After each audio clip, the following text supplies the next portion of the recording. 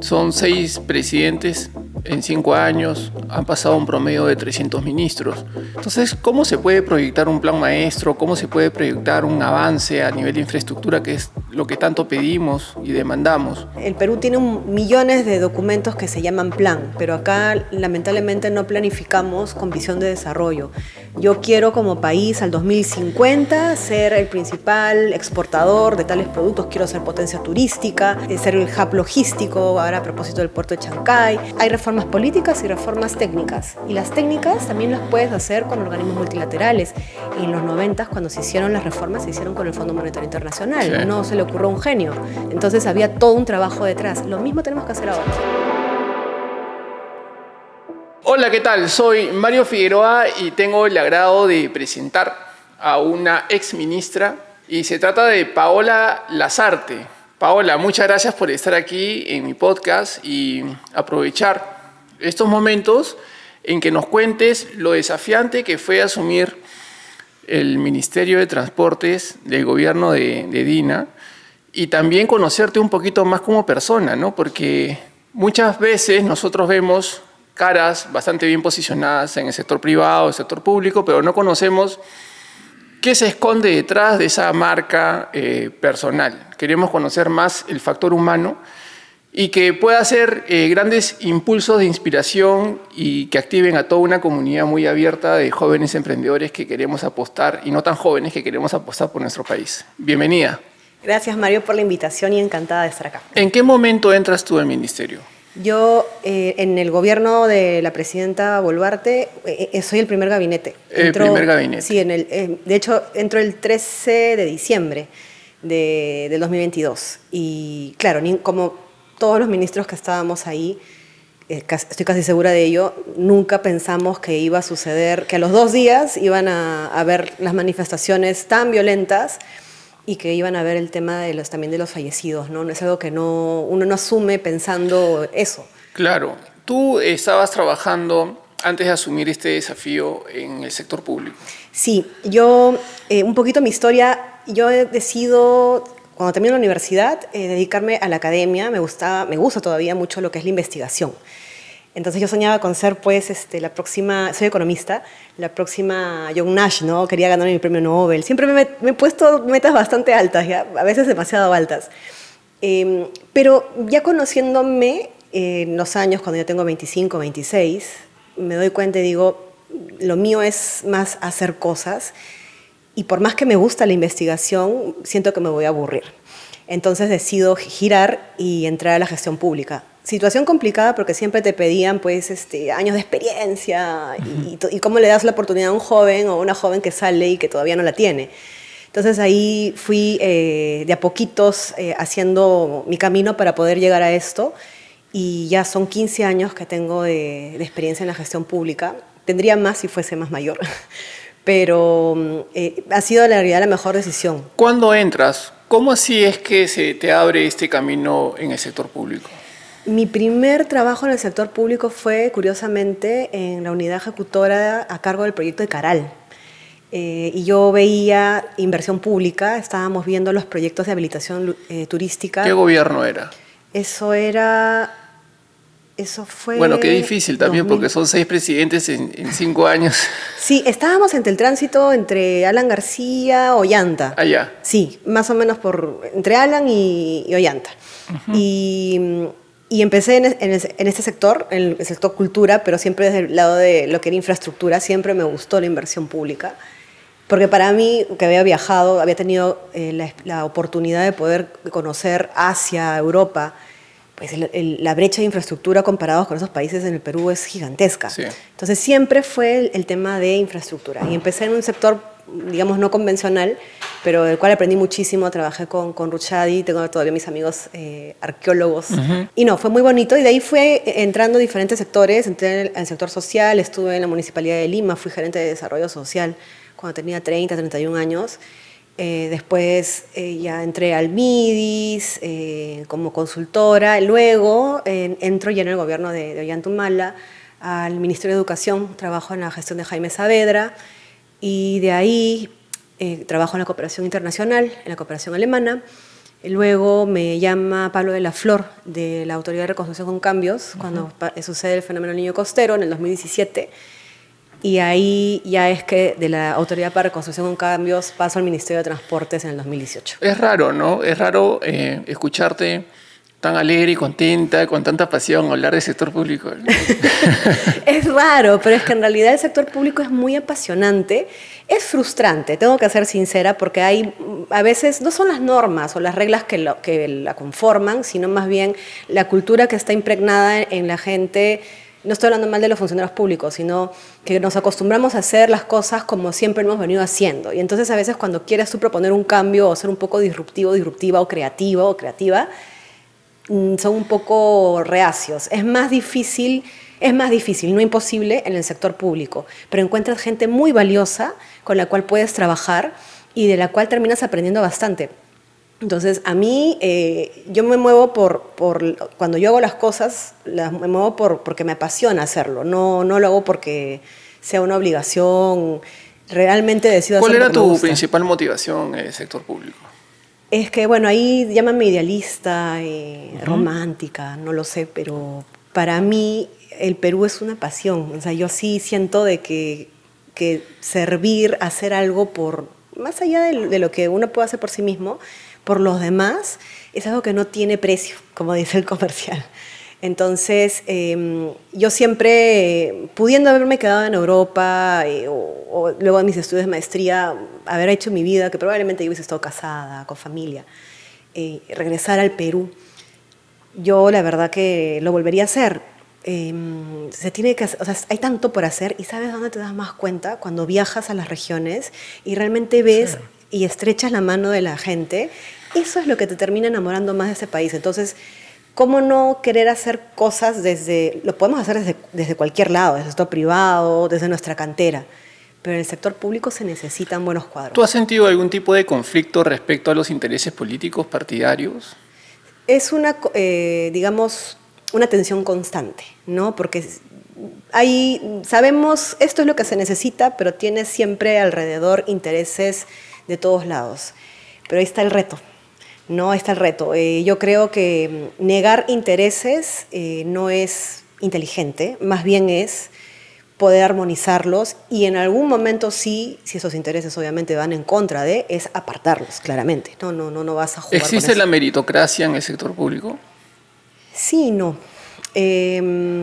Yo creo de que todavía el Perú, por más que se han hecho algunas reformas que han mejorado la situación, el que exista la autoridad de servicio civil, entre otras, aunque ahora están retrocediendo lo avanzado desde el Congreso, creo que todavía hay espacio, porque todavía existe mucho espacio para el tarjetazo, ¿no? Entonces sí debiéramos hablar, o sea, qué increíble sería tener funcionarios públicos primero bien remunerados, que sean de los mejores que existen en el mercado y que sin perjuicio de quién pase, qué gestión, qué presidente, qué ministro, ministra pase por la institución, tengan la política pública clara, definida y que no se deshaga lo que... ni siquiera es que es un presidente, llega un ministro nuevo y trata de deshacer lo que hizo el anterior. Entonces eso no es un tema de egos, es un tema de política pública de país. Entonces eso no existe. Y lamentablemente es lo que nos termina a nosotros como país retrocediendo y lo mismo sucede con la meritocracia.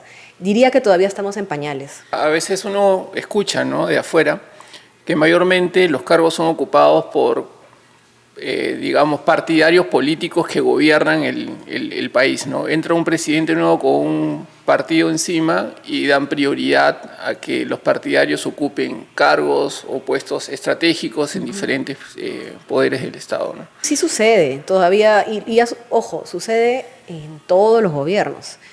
Creo que debiera haber un staff básico siempre en la gestión pública que tenga también el poder de decir esto no se puede hacer, porque el político puede querer hacer muchas cosas por N razones, pero siempre debe lo técnico primar y decirse esto no se puede hacer porque estas van a ser las consecuencias. Entonces, eso nos está faltando bastante y creo que lo estamos viendo. ¿Cómo te agarró a ti estas últimas elecciones que hubieron en el 2021 que sale Pedro Castillo como presidente? Fue difícil, claramente no era una opción, pero o sea, para mí, personalmente, pero al mismo tiempo también era la radiografía de lo que estaba sucediendo en el país. O sea, que Pedro Castillo haya salido elegido presidente demuestra que en la mayor parte del país, en las zonas rurales, las más alejadas, todavía hay un descontento de la población y una demanda que no ha sido cubierta. Ahora, estas demandas no se cubren con retórica, con politiquería, con falsas ideologías. Es ser concretos. Haz el cruce de las zonas donde ganó Pedro Castillo y son las zonas donde todavía tienen altos índices de no acceso a agua potable, servicios básicos, la calidad de educación. La gente todavía, sacar una cita en el ESalud, y estamos hablando del ESalud, ni siquiera del CIS, es tortuoso. Entonces, ¿cómo piensa, digamos, el establishment político que un candidato distinto va a salir elegido si es que no cubres con estas necesidades? No hay servicios básicos suficientes para la población y la población en las regiones lo reclama. Y tenemos una descentralización que en realidad es de papel. No es una descentralización política, no es una real descentralización en la cual los gobernadores o los alcaldes realmente se hacen responsables de sus funciones, de sus servicios. Entonces, al final, toda la demanda y la olla de presión termina en el gobierno central. El día de ayer, con pena, nos enteramos del deceso del presidente Alberto Fujimori, que con tanto cariño, ¿no?, y respetando las opiniones de los demás, pero rescatamos siempre lo positivo.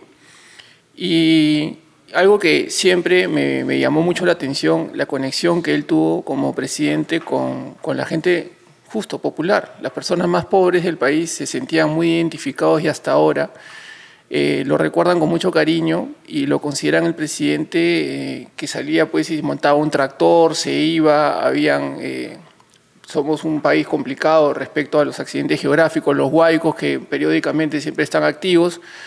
Y él mismo iba, ¿no? Y eso le gusta a la gente, ¿no? Que se ensucien, pues, o sea, los veías con sus botas, él ahí en el río, en los fangos, trabajando, ¿no? De golpe a golpe con todos los que estaban ahí metidos, ¿no?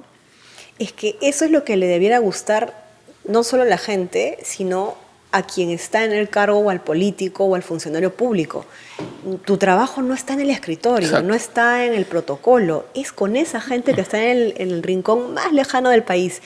Y esa cercanía con esa gente, créeme que es lo más rico, lo más motivador que puedes tener. El peruano en realidad es bondadoso, es trabajador, es alegre, contra viento y marea siempre sale adelante. ¿Tú te imaginas poder utilizar eso como país para ser más grandes? Pero lamentablemente vivimos siempre peleándonos entre todos sobre qué piensa, lo que yo pienso es mejor que el otro y nunca nos ponemos de acuerdo. Yo creo de que a propósito del fallecimiento del expresidente Fujimori, yo creo que tenemos que empezar a construir desde ahora una agenda de consenso. Ya no podemos estar peleándonos que tú piensas esto, el otro. Así nunca vamos a avanzar como país, nunca. ¿Y por qué sucede esto? O sea, tú que has estado ahí, dentro del sector público y lo has vivido, has tenido diferentes gobiernos. ¿Cuál es la esperanza, no? Porque este patrón se sigue repitiendo durante tantos años, que muchos ya lo ven como algo que, bueno, estamos sometidos, ¿no? Pero no podemos seguir con ese pensamiento, tenemos que dar un cambio. Tú que has estado dentro, ¿cuál es la reflexión que tú tienes, Paola? Yo creo en las personas, creo en el ser humano, creo en su capacidad transformadora. Lo que no podemos hacer es acostumbrarnos.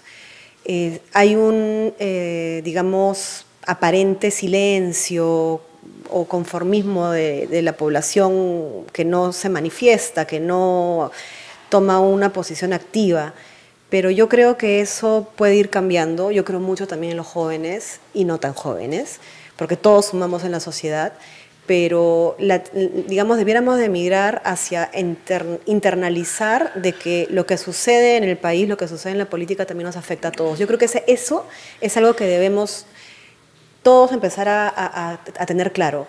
Nos afecta a todos, desde tu negocio, desde tu familia. El que no funcione bien el Estado, el que no funcione o que tengas también un reclamo popular constante y siempre el peligro de que existan, digamos, malos actores que puedan aprovecharse de esto, es algo que tenemos que tener conciencia. Y sí creo que también tenemos que ser un poco más empáticos. Los problemas de Lima no son los problemas del Perú. En realidad los grandes problemas del país están en las regiones. Y Lima todavía vive a espaldas de lo que sucede en el país. Entonces, eso también es algo importante que tenemos que internalizar, un poco salir de nuestra burbuja y empezar a ver la realidad, qué es lo que está sucediendo en la selva, qué está sucediendo en la minería ilegal, qué está sucediendo con por ejemplo, estos incendios forestales que están habiendo. Es un tema ya a nivel regional, pero hay prácticas preventivas que se pueden hacer, cómo cuidamos nuestro sistema, el tema de la informalidad, lo que sucede también en el sur, las mafias. No podemos vivir espaldas a eso.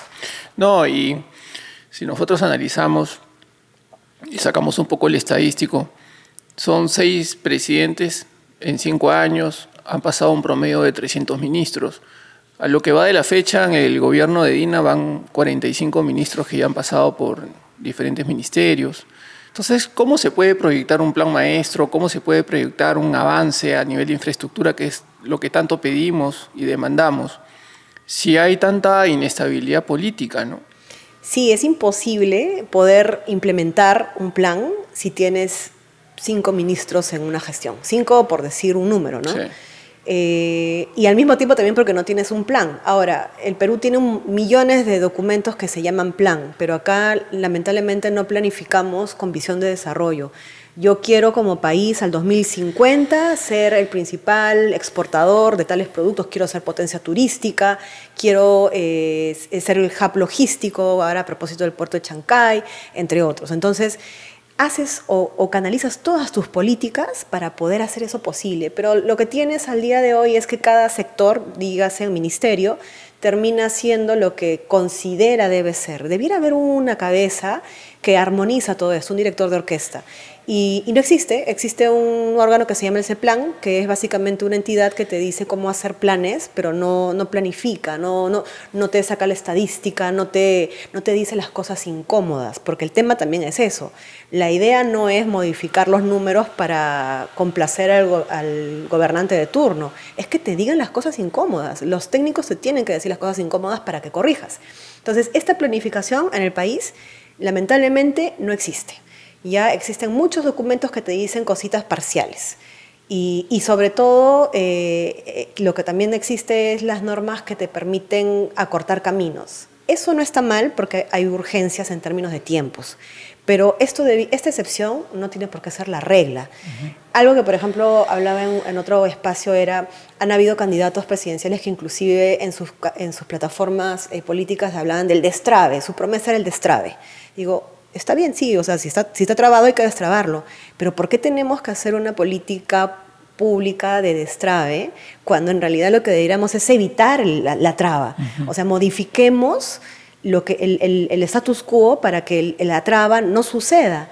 Entonces yo lo que veo ahora es que hay un poco apetito por reformas, ¿no? Y hemos llegado a una situación en la cual en diferentes gobiernos han venido distintas personas y han puesto lo que han pensado y al final no está funcionando de la manera correcta.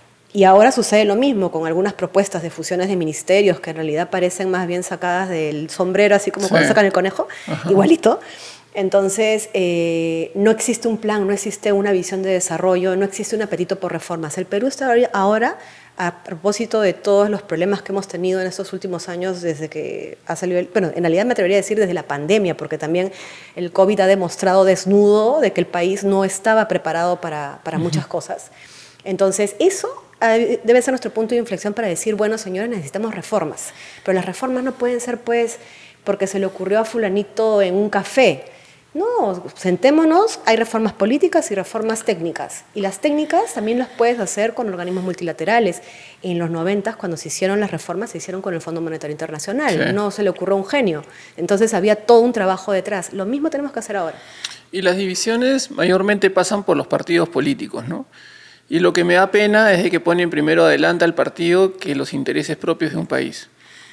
Ahora, en un estudio de Datum último, expuesto en por el comercio, sale que el 65% de empresarios le tienen terror al sector público y que ya el 55% también de la población en el país son ya millennials, que no se sienten tampoco identificados con ningún líder del sector privado y tampoco del sector público. Entonces, esta ausencia en el 2021 respecto a las ánforas y que se culpa o se culpó mucho a las personas, la falta de responsabilidad de preferir ir a la playa, de estar de viaje y otras cosas más que ir a votar, es un patrón que yo creo que se puede volver a repetir en estas últimas elecciones porque manifiesta el sentir de los jóvenes de este país que ya están hartos y cansados de ver las mismas caras siempre en todos los años que hay estos temas electorales, ¿no? Entonces, queremos un cambio, ¿no? Queremos una voz nueva, una imagen nueva, una lectura nueva, que apueste por este segmento que es lo que manifiesta lo más sólido en estos momentos y que no está siendo respondido. Mira el caso de El Salvador, mira el caso de Argentina, mira el caso también de Ecuador. Presidentes jóvenes que han sido disruptivos, si lo queremos llamar de esta manera, en resquebrajar la clásica política y meterse más al sentir del pueblo, ¿no? Yo no creo de que no existan líderes. El asunto es que no se animan a participar porque hemos llegado a un nivel tan, voy a decirlo así de manera muy coloquial, tan tóxica en la política, ¿no? Ni bien aparece alguien y ya te están queriendo armar lo que no has hecho y lo que harás. Y con una foto ya te quieren armar toda una novela. Entonces, hay muchos intereses que quieren que el país se mantenga como está, porque así terminan ganando varios. Eso lo tenemos que romper. Yo considero que si nosotros, o sea, tenemos que ser conscientes de que somos más, que nosotros, y me voy a incluir ahí porque soy una trabajadora más, nosotros somos los que hacemos este país. El peruano de a pie, el que se levanta a las 4 de la mañana para estar a las 5 o a las 6 en su trabajo, ese peruano, esa peruana, son los que hacemos el país. Y yo sí creo, a lo que hablabas de que no, digamos, la oferta política no representa a los jóvenes, a los millennials también, que ya somos bastantes, todavía me considero millennial. Somos. Quiero considerar bueno, yo un paso adelante, un paso atrás. Los millennials antiguos. Pero a lo que iba era de que tenemos esta cultura del cambio, ¿no? De ser un poquito más disruptivos, los más jóvenes, o sea, más todavía me imagino, pero no perdamos digamos, la conciencia de que todavía que existe una realidad que probablemente no conocemos y que está en un lugar muy alejado del país. El día que nosotros nos acerquemos más a eso, nos irá mejor como país. ¿Quién te manifiesta esa solicitud? ¿La misma presidenta te mandó a llamar? No, yo no la conocía. ¿O el premier? Tampoco. Yo no conocía a nadie del gabinete, ni a la presidenta, ni tampoco a su entorno. Es otra persona vinculada al ámbito diplomático quien me da la oportunidad de conocerla y entrevistarme con ella. ¿En dónde fue la entrevista? En Palacio. ¿Y eso fue a cuántos días después que...? Ay, esa parte eso fue un día antes. Ya. Pero, esa historia es, pero... Era un día antes, se la voy a contar. El día lunes es que yo tengo la entrevista con la presidenta y yo asumo el martes. Pero yo tenía un malestar un poco, digamos, tenía un tema de salud que no me había dado cuenta. Y después... yo estaba con eso de Diosito, por favor, dime si estoy tomando la decisión correcta, ¿no? Porque yo dije, vamos, o sea, acá no hay que pensarlo, vamos. A ver, te preguntaron y tu respuesta fue sí en una o pediste que te den un día al menos que, no sé. Yo sí, cuando me llama esa persona y ya sabía que esto era muy, muy probable que sucediera, le dije, vamos. Le consulté, bueno, a mi familia y me dijeron, tú decidirás bien, o sea, te apoyamos en lo que decidas. Y yo estaba con eso de estaré haciendo lo correcto, por favor, Dios, dame una señal. Y ahí viene el tema de salud que te mencionaba. Entonces, a mí me dijeron, tuve la entrevista con la presidenta y de pronto también me doy cuenta de que tenía ese tema, es un tema, digamos, femenino, ¿no? Tenía un quiste en una de las mamas, pero era nada así grave. Y Y no me había dado cuenta de eso. Entonces me voy a hacerme mi descartes preocupada, ¿no?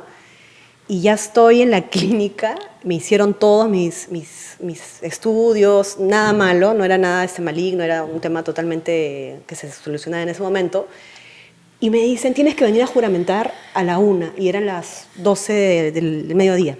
Y yo estaba en San Borja. Yo había ido por recomendación con un doctor que tiene su clínica, y yo no sabía que quien me estaba atendiendo era él, y era el dueño de la clínica. Ah, mira. Él me llevó hasta Palacio de Gobierno. Le comentaste, le dijiste, sí, estoy con la hora. Exactamente, tuve que decir, como no salían mis análisis, le dije, por favor, Gastón, le dije, por favor, necesito mis análisis porque tengo que irme a esa entrevista. Y le tuve que decir, ¿no? Y me dijo, ¡ah! Ahí me di cuenta que él era el dueño de la clínica, pues, ¿no? Y hizo todo, era un tema totalmente subsanable, y me ayudó. Fuimos a comprar mi ropa, porque además ni siquiera como para ir a cambiar a mi casa, tuve que comprar mi ropa en el centro comercial, y además también me llevó a Palacio de Gobierno. Pero escúchame, ¿pero te enteraste que la juramentación era la 1, que 2 horas antes te llamaron y te dijeron? Sí, así ¿Cómo fue. puede ser? Sí, yo también estaba que me quería morir. Además yo estaba con Jin, o sea, era un desastre. Pero eso no es normal, ¿no? Porque hasta te invitan, te hacen una invitación con... No, es más normal de lo que crees. ¿Sí? O sea, te avisan, sí, me han contado ya varias personas, es así. Pero yo pensé pues que eso era, me están asustando, no, era verdad. Y además, como yo estaba con esto de que le había preguntado a Dios, dame la señal si es que estoy tomando la decisión correcta. Y yo prioricé mi salud y me fui corriendo. Entonces, esa fotografía cuando juramento, pues ni siquiera como para irme a la peluquería, ni maquillaje. Y además estaba como me habían drenado, estaba con Sí, todos pues. los temas estos, ¿no? Entonces, no fue muy grato, pero a pesar de todo salió bien. ¿Dónde fue? Fue en Palacio, Ya.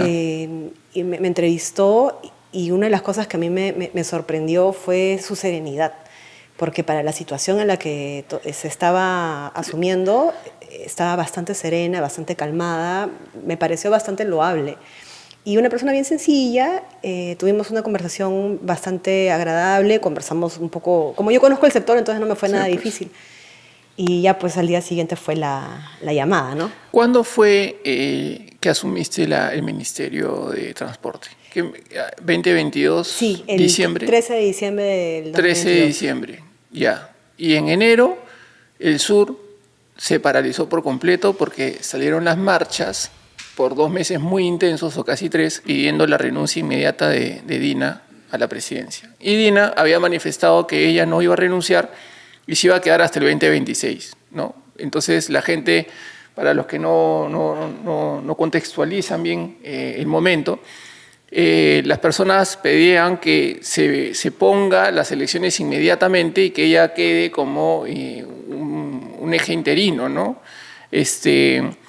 ¿Cómo tú has manejado ese desafío? Porque todavía te dieron el Ministerio de Transporte y yo estoy en el sector turismo también, como ustedes saben, y para mí también eso fue terrible. Tenemos 2 hoteles, uno en Arequipa y Tacna, o sea, en las 2 principales ciudades del sur tomadas, un desastre. Para mí fue un desastre. Y yo creo que para ti también tuviste que sacar tu parte creativa. ¿Qué hiciste para poder lidiar con esa presión? Ahí, o sea, yo ya sabía, pero creo que esa fue la mejor prueba. Ahí me di cuenta de que podía trabajar bajo bastante presión. Claro. Mira, para darte un caso o una información adicional, mi mamá, yo vivo sola, y mi mamá venía a mi casa para asegurarse que comiera, porque estaba preocupada con todo esto, ¿no? Y no es que ignorase la realidad ni lo que estaba sucediendo, o que no sintiese dolor con lo que sucedía por las vidas que también se han perdido. Pero tenía que enfocarme, digamos, también en poder sacar adelante, no el ministerio, sino también era la figura de la institucionalidad, de la democracia, ¿no? Entonces yo lo tomé de una manera muy serena, no podía dormir mucho, o sea, ya estaba 5 de la mañana, ya estaba, pero así como energía luego de 3 cafés, o sea, ni siquiera que te estás recién despertando. No podía dormir mucho. Empezaba muy temprano, bajé de peso, en una semana por lo menos debe haber bajado unos 6 kilos. Wow. Y sí, fue así, pero con responsabilidad, pero al mismo tiempo lo disfruté en el sentido de que estaba contenta de poder servir, Ya, claro, no era el momento, o no fue, nunca imaginé que hubiese sido en el contexto en el que lo asumí. A veces cuando ahora hablo con mi abogado que me ve algún tema, algún congresista malo que No, no faltan, ¿no? sí, me dice, qué valiente has sido, ¿cómo has asumido? Porque fue el 13 y creo que el 15, ahí nomás ya teníamos un muerto, una persona fallecida y toda la escalada que hubo, y además tomaban las carreteras y los aeropuertos. Sí, pues claro. Nosotros, yo tenía director de aeronáutica civil que coordinaban con la policía, y al final era la decisión de cerramos el aeropuerto porque no podemos, tenemos que proteger la vida de la gente, no vamos a comprometer eso. Entonces eran decisiones serias. No fue nada fácil, pero yo creo que era ese sentimiento de servir al país, ¿no? Es como cuando te llaman a la guerra en buena cuenta y todos somos soldados. Entonces yo una soldado más que simplemente quería hacer las cosas bien, sin ningún tipo de interés. Hay amigos que se burlan, inclusive hacen bromas, que me dicen, oye, yo he visto a los ministros todos salen canosos, con arrugas. Exacto, me dice, tú ni siquiera, no tienes ni una sola cana. Le digo, no, sí tengo. Pero es que lo disfruté, o sea, porque en realidad me gustaba, yo era feliz, sonará loco, pero yo era feliz yendo todos los días a trabajar al ministerio. ¿Qué tal es la relación en la interna de un gabinete? ¿Hay muchos celos de uno con otro? ¿Se puede trabajar tranquilamente o tú ves que es difícil, es complicado? Y es como en todos los lugares, ¿ah? Siempre el ego, te miran mal si sales mucho, si dices esto, el otro. Yo opto, y así ha sido siempre mi vida, miro mi trabajo y sigo adelante. ¿No? Ahora, trabajar en equipo sí, y sobre todo con códigos, ¿no? A mí no me gusta esa política del cuchillo, ¿no? Así es. No, nunca me ha gustado, pero también tienes que ser consciente de que como hay gente que es, digamos, propensa o que le puede gustar esas cosas, tienes que saber manejarte en esos escenarios. Pero es como en todo lugar, sí hay un tema a veces de algunos egos, ¿no? Pero trato de no pensar mucho en eso, te distraes. Estuviste 9 meses en el ministerio. ¿Esperabas tú tener más tiempo en el gabinete?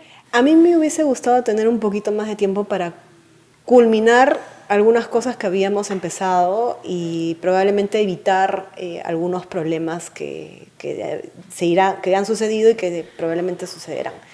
Pero al mismo tiempo yo soy de las personas que piensa de que por algo son las cosas y agradezco la oportunidad, y si eran 9 meses pues oye, pero 9 meses para la rotación que hay de ministros sí, es bastante. Y además también, no solamente bastante porque nuevamente el contexto en el que nos encontrábamos, yo tenía directores de línea que no cumplían con los requisitos, que eran, no voy a hablar nombres específicos, pero en realidad no eran cargos para nada o posiciones que debían ser tomadas por estas personas.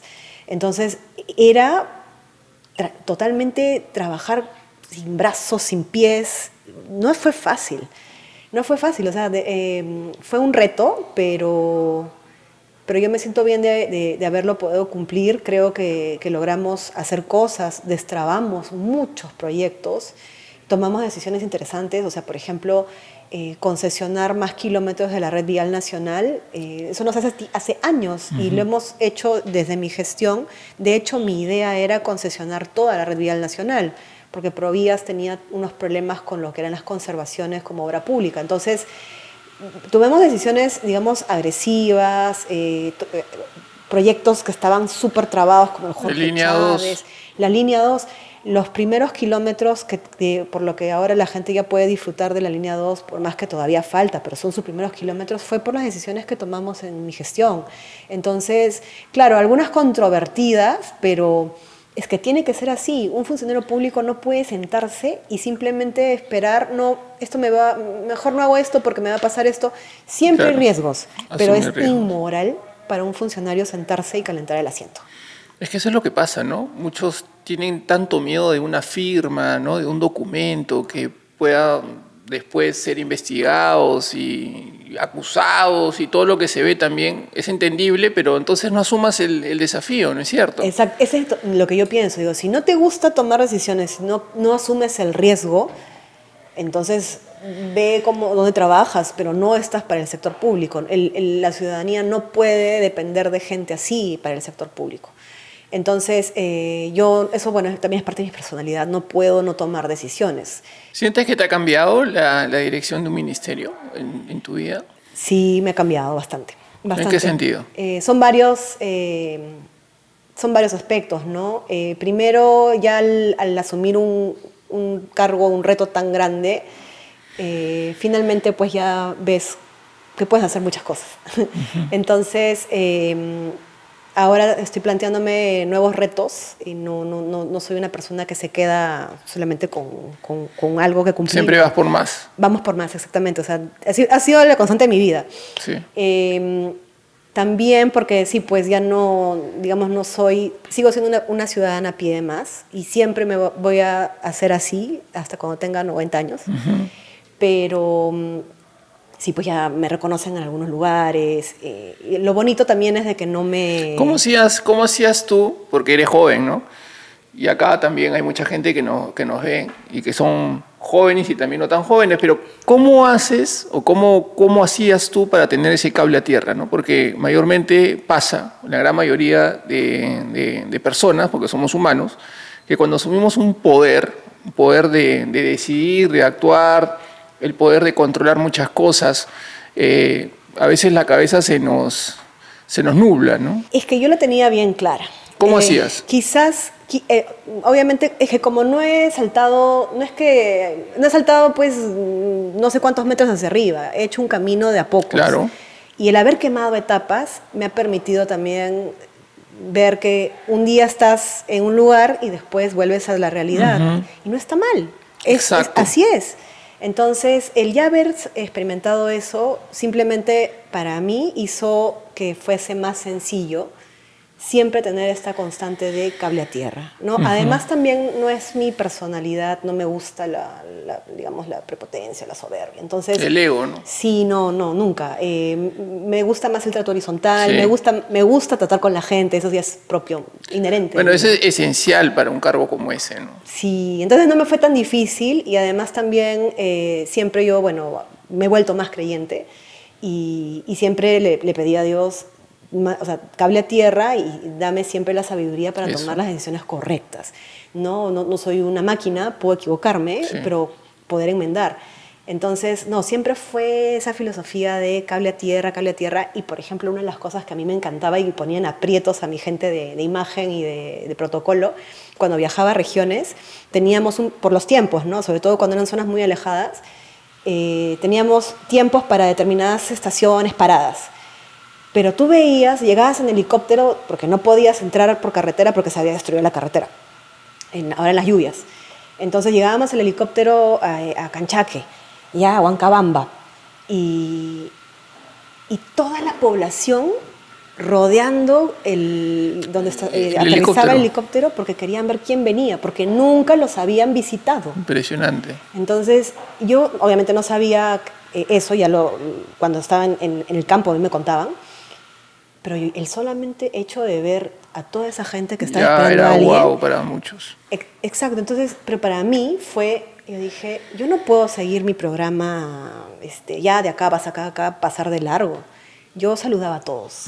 Entonces, claro, ahí los ponían aprietos a mi equipo porque nos demorábamos mucho más de la cuenta. Y de ahí me llevaban al colegio, que se ha destruido, que nunca hace nada, que por aquí, que por allá. Pero ese trato con la gente, con los dirigentes también, habían dirigentes que habían hecho su faena para recuperar unos kilómetros de una trocha. Entonces ahí es donde tú ves realmente el verdadero valor de la gente. Y eso para mí era lo que me ayudaba también a siempre tener ese cable a tierra. Ahora, ¿por qué nosotros no podemos tener una carretera mucho mejor de la que tenemos? O sea, y no estamos hablando del otro Perú, estamos hablando de carreteras que centralizan y conectan Lima con las principales provincias cercanas, ¿no? Aquí en el país existe, en lo que es infraestructura, el enfoque que prima es el enfoque hacendario, el del presupuesto.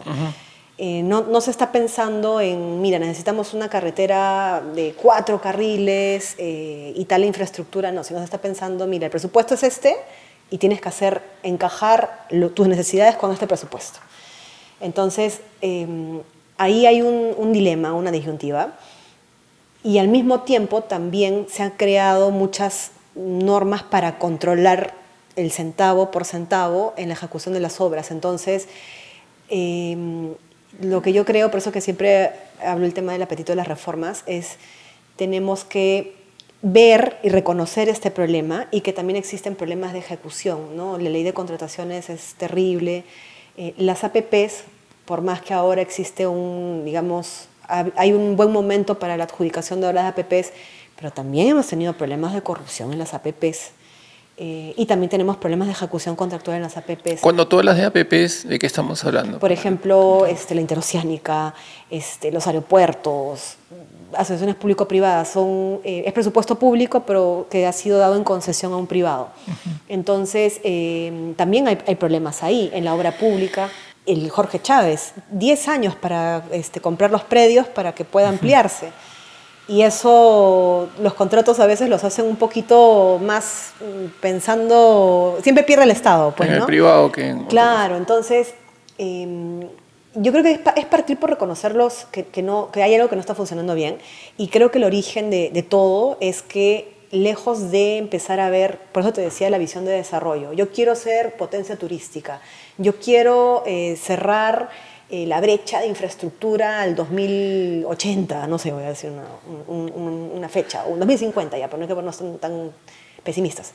Entonces, hago todo para poder hacerlo, pero acá no, el presupuesto es entonces tiene que encajar. Y además tienen unas reglas, porque por ejemplo en conectividad, mal que bien la red ¿Quién arma el nacional, presupuesto? en teoría son todos los sectores, los ministerios y cada entidad a nivel nacional, localidad, municipalidades, gobiernos regionales, todos hacen su propuesta. O sea, es expediente. Sí, hacen su propuesta y se lo elevan al MEF, y de ahí es donde se va cortando, porque obviamente no puedes cubrir con todas las necesidades, ¿no? El asunto es de que sí, ojo, no me malinterpretes, la disciplina fiscal es importante. Sí. No abogo por retroceder a los pilares que nos han dado la estabilidad macroeconómica desde hace 30 años. Pero ya hemos llegado a un momento en el que, sin haber hecho reformas que mejoren la ejecución de los proyectos, tampoco estás apostando por hacer más infraestructura. Por ejemplo, para poder hacer otros proyectos grandes de infraestructura vial, y solamente hablo de vial, pero hablemos de saneamiento, educación, hospitales, tendrías que esperar que algunos proyectos de infraestructura grandes se terminen. Por ejemplo, Jorge Chávez ya termina su cofinanciamiento de parte del Estado, ya termina este año. Entonces va a haber una presión menos del presupuesto por este proyecto y se podrá ampliar para otros proyectos. Pero estás esperando que terminen proyectos para poder financiar otros. Esto es lo que sucede, por ejemplo, con los metros. La línea 2 es una tortura, ese proyecto no avanza como debiera avanzarse, y hasta que termine, van a esperar que termine la línea 2 para empezar a hacer otra línea. Entonces así nunca vamos a ver toda la red completa de metros. Hay decisiones, sí, de endeudamiento que se tienen que ver de manera bastante responsable, pero sí creo que también tenemos que empezar a ver que si no crecemos más y no nos endeudamos más, no va a haber de dónde sacar para más infraestructura. Ahora, pero también es verdad de que el 100% siempre de presupuesto se devuelve casi el 70%, el 50%, o sea, hay como una ineficiencia más que necesidad de presupuesto, ¿no? Exacto, y ese es el tema, exactamente. Por eso que no se hacen muchas cosas, porque siempre se ve el problema de la ejecución. La capacidad de la ejecución presupuestal no es la adecuada, ¿no? Entonces, no es solamente el tema de la necesidad de más presupuesto, sino que tenemos que mejorar la ejecución, la capacidad de ejecución. Ahora, hay varias normas o incentivos que hacen de que no ejecutes tu presupuesto a tiempo, o que lo que programaste inicialmente lo termines redireccionando a otras cosas totalmente legal, pero no cumples con la meta. Entonces, finalmente, no cumples con una planificación de lo que estabas pensando hacer. ¿Ya? Entonces hay que repensar todo el sistema presupuestal para poder, primero, tener objetivos claros, segundo, asignarle el presupuesto a quien realmente le pueda ejecutar, porque ahí viene el tema. La descentralización en el Perú ha sido política, no ha sido una descentralización de competencias, de una real capacidad. Entonces tú mañana, alcalde o gobernador, vienes a exigir tu presupuesto como un derecho, porque te dicen tú tienes la función, pero no tienes la capacidad para hacerlo. ¿Por qué el Estado debiera darle a un gobierno regional o a una municipalidad un presupuesto que no lo va a poder ejecutar? Ahora, lo que yo entiendo es de que cada alcalde o gobernador tiene que presentar un expediente técnico, ¿es así? El tema es cuando hay nuevos proyectos que ellos quieren impulsar y que no están dentro de su presupuesto, que en realidad en muchos casos, o sea, es la mayor parte de las veces. Y ahí es donde tienen que postularlo al Ministerio de Vivienda, por ejemplo, si es un tema de saneamiento, un expediente para que pase por un análisis de calidad y sobre eso recién se decide darle el presupuesto. Y lo mismo con las carreteras de municipalidades, provinciales, distritales o gobiernos regionales en el Ministerio de Transportes. Pero ¿qué sucede? Todo ese procedimiento entre que el alcalde termina de hacer el expediente, Sí. presenta el expediente al ministerio, el ministerio lo revisa y le da mil vueltas. Ya no hay alcalde, pues. O sea, ya no hay alcalde porque le das 1000 vueltas y el pobre ya se cansó de tocar la puerta. Exactamente, y por eso ahí viene el tema. Yo te lanzo esta pregunta. Si las formas o los procesos fuesen más cortos, exacto, y el alcalde pudiese acceder al financiamiento, no ese, sino todos los que están presentando, pudiesen acceder a ese financiamiento en un momento oportuno, me pregunto, ¿el presupuesto público sería suficiente? A veces pienso de que todas las normas o las reglas están hechas para que precisamente se demoren porque no hay cómo financiarlo.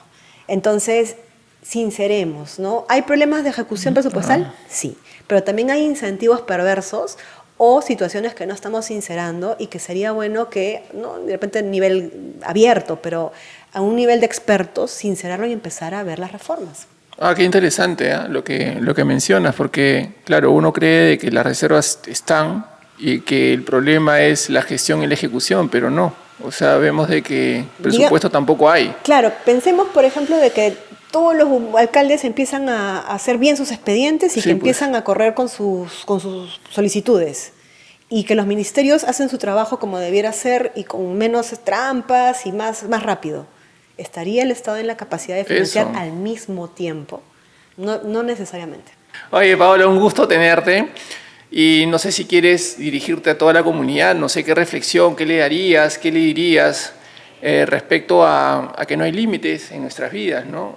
Has salido tú del área de confort y eso me gusta. Y es un nuevo rumbo desafiante para ti y sobre todo va a sacar lo mejor de ti, lo mejor de tu esencia. Y yo creo que uno se tiene que atrever, ¿no es cierto? No sé si te puedes dirigir a todos ellos. Sí, coincido. Creo que lo mejor que podemos hacer es siempre retarnos, atrevernos y no tener miedo a equivocarnos o tropezarnos en el camino. De eso vamos a ir aprendiendo y definitivamente exigirnos y ver todo nuestro potencial nos va a ayudar muchísimo con nuestra propia satisfacción, pero también contribuirá mucho para todos los que nos rodean alrededor. Así que yo te agradezco mucho esta oportunidad de poder un poquito hablar de temas menos aburridos.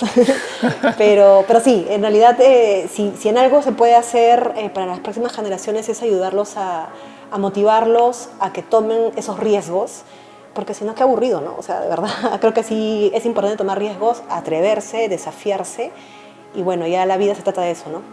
Excelente. Bueno, eso es todo. Vamos por más. Okay.